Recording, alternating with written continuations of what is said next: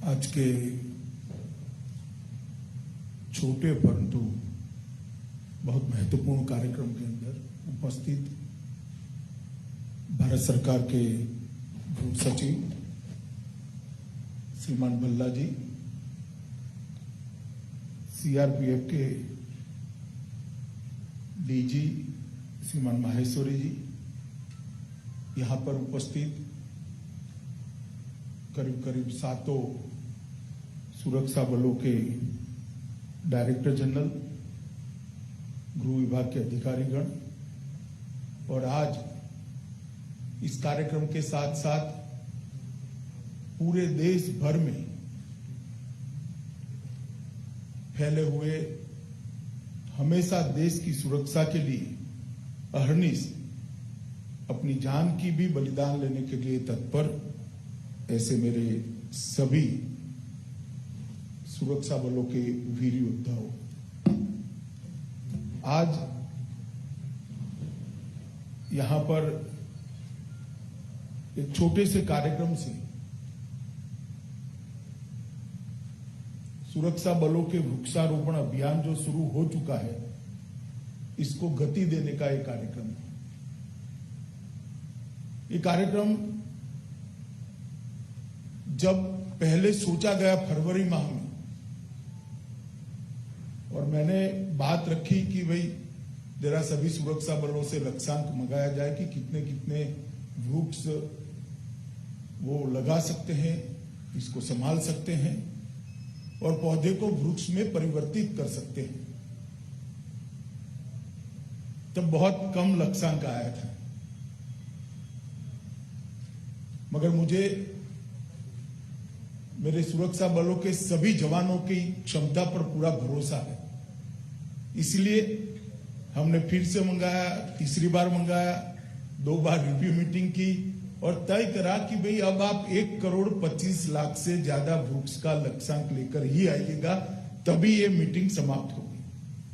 और मुझे आज आनंद है कि स्थान चिन्हित कर वृक्ष की जातों को तय कर और कौन सी वाहिनी कितने वृक्ष लगाएगी, इसकी संख्या के साथ 1,37,00,000 1,37,00,000 वृक्ष आज हमारे जवान लगाने का अभियान चला रहे हैं। मैं सभी जवानों को और उनके मुखियाओं को हृदय से साधुवाद और बधाई देना चाहता हूं कि आपने एक नई मिसाल और एक नया विक्रम स्थापित करने की दिशा में हम आगे बढ़े हैं। ये कार्यक्रम जिस समय हो रहा है, वो समय न केवल भारत अपितु पूरी दुनिया के लिए शायद कभी न आया हो। इतने बड़ी संकट और इतनी बड़ी महामारी के खिलाफ युद्ध का समय है। मानव जात के इतिहास में बहुत पुराना तो कोई डॉक्यूमेंटेशन उपलब्ध नहीं है, परंतु जो 200-250 साल का डॉक्यूमेंटेशन है, इसमें फैलने की क्षमता शायद किसी महामारी की इतनी ज्यादा नहीं रही जितनी ये कोरोना महामारी की रही है। और इसके खिलाफ जंग, ये मानव जीवन के अस्तित्व के लिए जंग है और पूरी दुनिया इस जंग को लड़ रही है। भारत भी देश के लोकप्रिय प्रधानमंत्री मोदी जी के नेतृत्व में ये जंग को बहुत अच्छे तरीके से लड़ रहा है। हमारे देश के अंदर जिस प्रकार की स्वास्थ्य सेवाओं का इंफ्रास्ट्रक्चर है, जिस प्रकार की सबसे घनी आबादी वाले देशों में से एक हम हैं, और जिस प्रकार से मास एजुकेशन की सिस्टम भी नीचे तक अन्य देशों की तुलना में हमारी ठीक ठाक नहीं मानी जाती थी। एक जमाने में सबको लगता था कि कोरोना के खिलाफ लड़ाई भारत जैसा देश कैसे लड़ेगा। 130 करोड़ की आबादी, फेडरल स्ट्रक्चर, कोई एक चेन ऑफ कमांड की व्यवस्था के अभाव में ये लड़ाई कैसे लड़ेंगे। सबके मन में आशंकाएं थी। ये जंग में कहीं बहुत बड़ा नुकसान तो नहीं होगा, मगर आज पूरी दुनिया देख रही है कि कोरोना के खिलाफ समग्र विश्व में सफल से सफल जंग अगर कहीं लड़ी गई है तो अपने भारत के अंदर लड़ी गई है, प्रधानमंत्री जी के नेतृत्व में। दुनिया भर में ये जंग सिर्फ सरकारें लड़ी और हमारे यहां ये जंग सरकार के साथ साथ 130 करोड़ की आबादी, सभी राज्य सरकारें और एक एक व्यक्ति लड़ा। एक जन, एक मन, एक राष्ट्र की सूत्र को चरितार्थ करते हुए इस जंग में आज हम अच्छे मकाम पर खड़े हैं, डटकर लड़ रहे हैं। कहीं डर का माहौल नहीं है, इसके खिलाफ लड़ने का जज्बा है, इसको पराजित करने का एक उत्साह है। और मैं आज देश के गृह मंत्री के नाते बड़े गर्व के साथ कहना चाहता हूं कि भारत ये जो जंग लड़ रहा है इसमें हमारे सभी सुरक्षा बलों का भी बहुत बड़ा योगदान है, बहुत बड़ा योगदान है। इसको कोई नकार नहीं सकता। चाहे एयरपोर्ट हो, चाहे रेलवे स्टेशन हो, चाहे भीड़ भाड़ वाले इलाकों के अंदर हमारी सहायता मांगी गई हो राज्य सरकार द्वारा, चाहे लॉकडाउन का पूरा पालन कराने के लिए स्थानीय पुलिस ने हमें बुलाया हो, कहीं पर भी किसी भी आयु का, किसी भी वर्ग का, किसी भी सुरक्षा दल का हमारा जवान पीछे नहीं है। और आज मैं वो सभी कोरोना वॉरियर्स को इस मंच से सलाम करना चाहता हूं, उनकी हौसला अफजाई भी करना चाहता हूं कि आपने एक नया उदाहरण देश और दुनिया के सामने रखा है कि आप सिर्फ सुरक्षा की चिंता नहीं करते, आतंकवाद के खिलाफ सिर्फ लड़ना नहीं जानते, आप लोगों से कंधा मिलाकर कोरोना के खिलाफ भी लड़ाई इतनी मुस्तैदी के साथ लड़ रहे हैं। हमारे कई जवान, लगभग कई जवानों ने अपनी जान गंवाई। 31 से ज्यादा जवान कोरोना के कारण अकाल ही चले गए हम सबके बीच में से। सीआरपीएफ के भी 10 जवान इसमें अपनी जान का बलिदान दिए। मैंने लगभग सभी के परिवारजनों से बात करी है। मैं आज फिर से इस सार्वजनिक मंच से कहना चाहता हूं कि आपका ये बलिदान कभी भी व्यर्थ नहीं जाएगा। मानवता का इतिहास, कोरोना के खिलाफ जंग का इतिहास जब लिखा जाएगा, भारत के सुरक्षा बलों के बलिदान को सुवर्ण अक्षर से अंकित करना पड़ेगा। सीआरपीएफ और हमारे बाकी सारे संगठनों के शौर्य के बारे में पूरे देश जानता है, पूरी दुनिया जानती है। और इसी को एक्नॉलेज करने के लिए देश के प्रधानमंत्री जी ने एक बहुत बड़ा स्मारक दिल्ली की हृदय स्थली के अंदर बनाया है। आसमान को छूने वाला है वो स्मारक। भारत के वो 35,000 जवान, चाहे वो पुलिस बल के हो, चाहे सुरक्षा बलों के हो, सरहद पर शहीद हुए हो या देश की आंतरिक सुरक्षा को बनाए रखने के लिए शहीद हुए हो, उनके लिए बनाया गया स्मारक हमेशा जनता को उनके बलिदान की याद दिलाता है और उसको लोगों के बीच में पहुंचाने के लिए भी गृह विभाग ने एक विशेष योजना बनाई है। मित्रों, आज वृक्षारोपण के मौके पर हम सब यहां उपस्थित हैं। हमारे पुरखों ने, ऋषि मुनियों ने कहा था कि प्रकृति का दोहन करना चाहिए, प्रकृति का शोषण नहीं करना चाहिए। जिस प्रकार से बछड़ा गाय के पास जाकर अपना दूध लेता है, जिस प्रकार से गौपालक दूध निकालता है, तो गाय की कभी हानि नहीं होती। इसी प्रकार से प्रकृति हमारी मां है, उसका हम शोषण नहीं कर सकते, दोहन कर सकते हैं। प्रकृति हमेशा हमें आशीर्वाद देती है, परंतु ये संतुलन को वेद काल में जो हमारे ऋषियों ने, मुनियों ने बनाया था, भौतिकवादी विचार की आंधी ने इस संतुलन को तोड़ा और आज जलवायु परिवर्तन, बढ़ते तापमान, ग्लोबल वार्मिंग की खतरे हमारे सामने खड़े हुए। बहुत सारे वैज्ञानिक ये चिंता कर रहे हैं कि ओजोन के स्तर के अंदर जो छिद्र पड़े हैं, वो छिद्र अगर बड़े हो जाते हैं तो पृथ्वी का अस्तित्व कैसे बढ़ेगा, क्योंकि ओजोन का स्तर ही है जो सूर्य नारायण के हमें मिलती ऊर्जा को सहन करने के लायक बनाता है। अगर पृथ्वी और सूर्य नारायण के बीच में से ओजोन का स्तर निकल जाता है तो पृथ्वी पर इतनी गर्मी हो जाएगी कि हम इसको सहन नहीं कर सकते, मानव जीवन ही असंभव हो जाएगा। और वो ओजोन के स्तर के अंदर छिद्र पड़ने का मुख्य कारण है ऑक्सीजन की कमी, कार्बन डाइऑक्साइड और कार्बन मोनोऑक्साइड की बढ़ती हुई मात्रा। कौन इसको रोक सकता है? कोई मानवी नहीं रोक सकता। केवल और केवल इस संकट से हमें वृक्ष ही बचा सकता है। इसीलिए हमारे पुरखों ने वेदों में, उपनिषदों में, गीता में, महाभारत में, रामायण में, पुराणों में वृक्षों के महत्व को समझाया। साही जी बैठे हैं, एक बहुत सुंदर श्लोक मत्स्य पुराण का वो लेकर प्रेजेंटेशन में आए थे। मैं इसका हिंदी अर्थ आपके सामने रखता हूं। एक जलकुंड 10 कुएं के समान है, एक तालाब 10 जलकुंड के बरोबर है और एक अच्छा पुत्र 10 तालाब के बरोबर है, परंतु एक वृक्ष 10 पुत्रों से भी ज्यादा महत्व रखता है और 10 पुत्रों से भी ज्यादा पृथ्वी की सेवा करता है। और इस बार हमने आयोजन पूर्वक इस कार्यक्रम को हाथ में लिया है। वृक्षों को सिर्फ लगाना नहीं,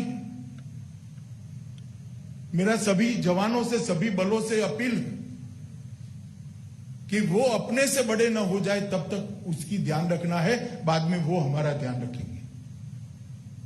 एक बार वृक्ष को हमसे बड़ा कर दीजिए, तब तक आप उसका ध्यान रखिए, वो पीढ़ियों तक हमारा ध्यान रखेंगे।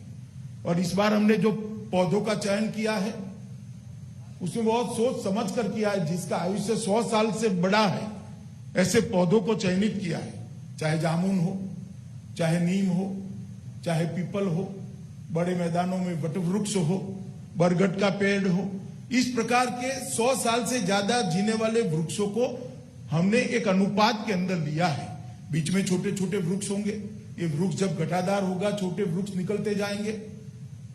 आज यहां पर जो सौर्य वन बनाया गया है, इसमें भी लंबे जीने वाले वृक्ष और पॉपुलर का एक सम्मिश्रण कर बनाया गया है।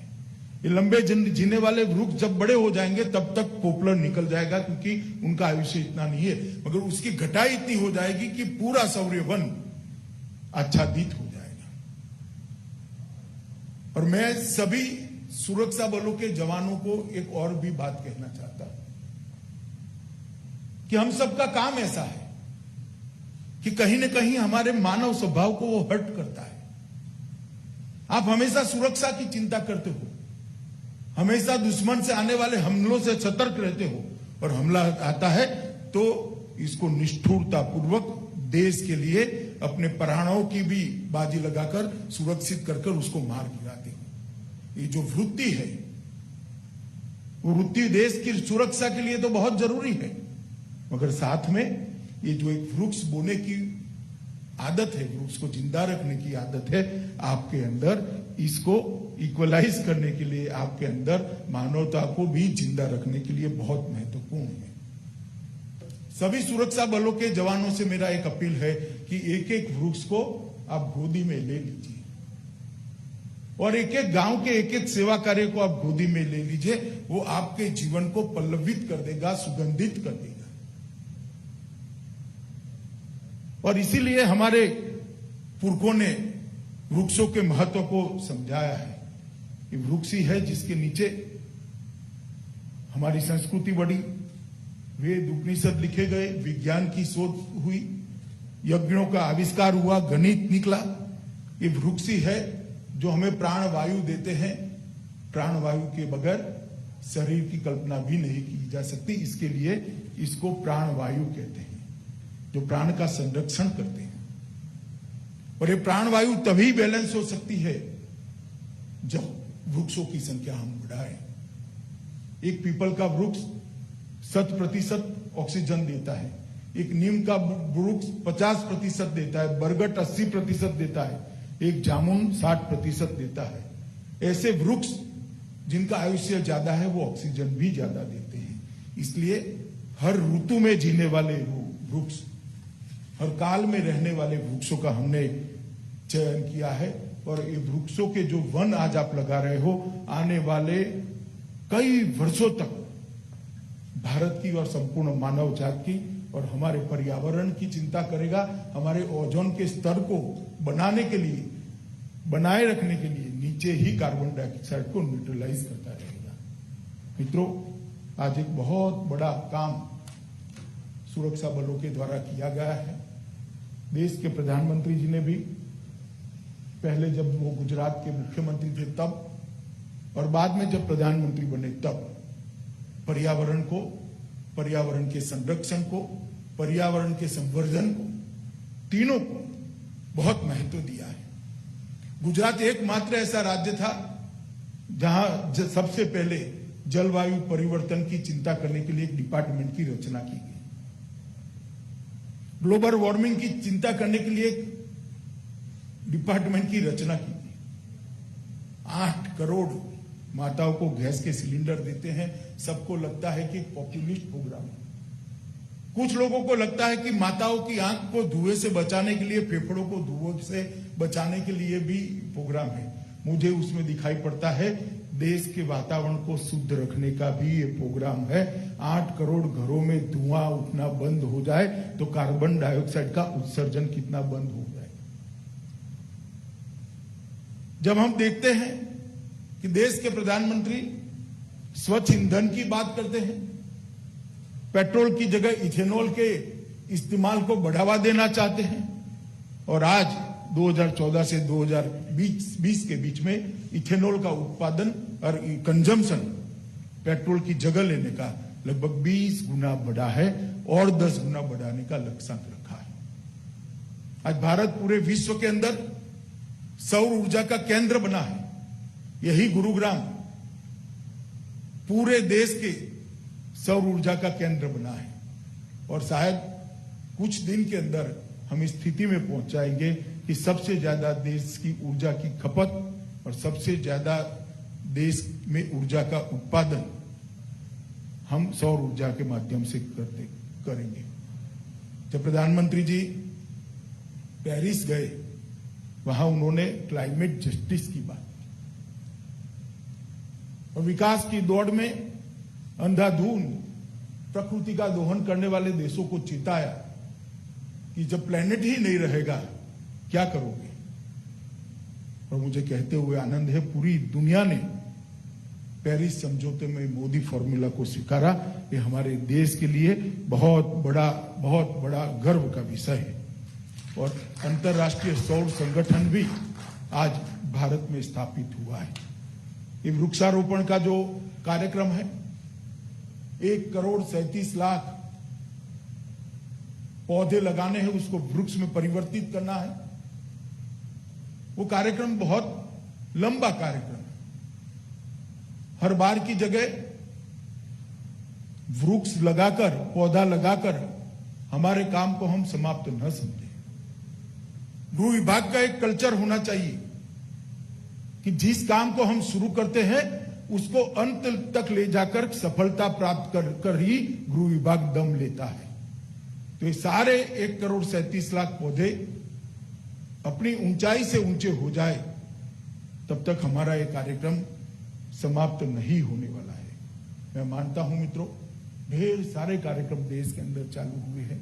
नमामि गंगे का कार्यक्रम हो, सौर ऊर्जा का कार्यक्रम हो, स्वच्छ ईंधन का कार्यक्रम हो, घरों में गैस देने का कार्यक्रम हो, जो पर्यावरण की सुरक्षा के लिए बनाए गए हैं। मगर कोई कार्यक्रम, सभी कार्यक्रम पर्यावरण में प्रदूषण को कम करने वाले नहीं है। हमारा प्रदूषण का कंट्रीब्यूशन कम करने वाले हैं। फैले हुए प्रदूषण को कोई कार्यक्रम कम नहीं कर सकता। सोलर ऊर्जा फैले हुए प्रदूषण को कम नहीं कर सकती। गैस का सिलेंडर फैले हुए प्रदूषण को कम नहीं कर सकता। इथेनॉल भी प्रदूषण बढ़ने से रोक सकता है, बढ़े हुए प्रदूषण को कम नहीं कर सकता। अकेला वृक्ष ऐसा है जो बढ़े हुए प्रदूषण को रोक सकता है, कम कर सकता है और पृथ्वी को बचा सकता है। अतः हम सब ने इस कार्यक्रम में अपना अपना योगदान देना चाहिए और वृक्ष को अपना बच्चा मानकर इतनी ही ममता से जितना अपना बेटे और बेटी पर ममता होती है, अपने बोए हुए वृक्ष पौधे पर इतनी ममता हमारे मन में ईश्वर खड़ी करे और उसको अपनी ऊंचाई से बड़ा कर दे। ये मैं आप सब से अपील करना चाहता हूं। फिर से एक बार सरहद की सुरक्षा करने वाले, सरहद की सुरक्षा करते करते, आंतरिक सलामती की चिंता करते करते शहीद हुए सभी जवानों को मैं नमन कर कर श्रद्धांजलि देता हूं। और कोरोना वॉरियर जो हमारे हैं, सुरक्षा बलों के हैं और भी कोरोना के साथ लड़ते हुए जिन लोगों ने अपनी जान गंवाई है, वो सभी को श्रद्धांजलि देकर मेरी बात को समाप्त करता हूं। वंदे मातरम।